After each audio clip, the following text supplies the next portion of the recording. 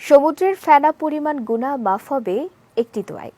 রাসূল সাল্লাল্লাহু আলাইহি ওয়াসাল্লাম দৈনিক ১০০ বার এই দোয়াটি পড়ার নির্দেশ দিয়েছেন, কারণ পাপ মানুষকে আল্লাহর রহমত থেকে বঞ্চিত করে।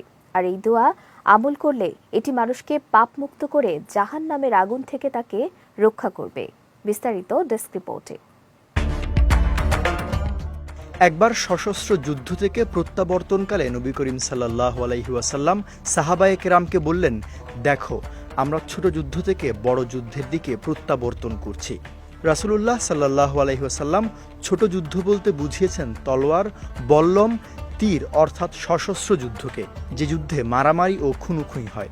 আর বড় যুদ্ধ বা জিহাদুল আকবর, যা তিনি নফসের বিরুদ্ধে যুদ্ধ করাকে বুঝিয়েছেন। তাই নফসের সঙ্গে যুদ্ধকে জিহাদুল আকবর বা বড় যুদ্ধ বলা হয়। পবিত্র কোরআনে মহান আল্লাহ বলেন, আর যে ব্যক্তি স্বীয় প্রতিপালকের সম্মুখে উপস্থিত হওয়ার ভয় রাখে এবং প্রবৃত্তি থেকে নিজেকে বিরত রাখে, জান্নাতই হবে তার আবাস।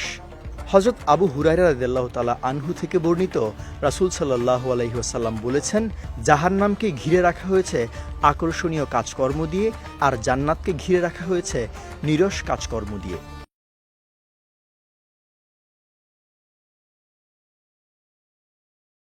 গুনাহ বা পাপ হয়ে গেলে তওবা করা জরুরি। রাসূল সাল্লাল্লাহু আলাইহি ওয়াসাল্লাম নিজেও আল্লাহর কাছে ক্ষমা চাইতেন, উম্মতকেও ক্ষমা চাওয়ার প্রতি উৎসাহিত করতেন।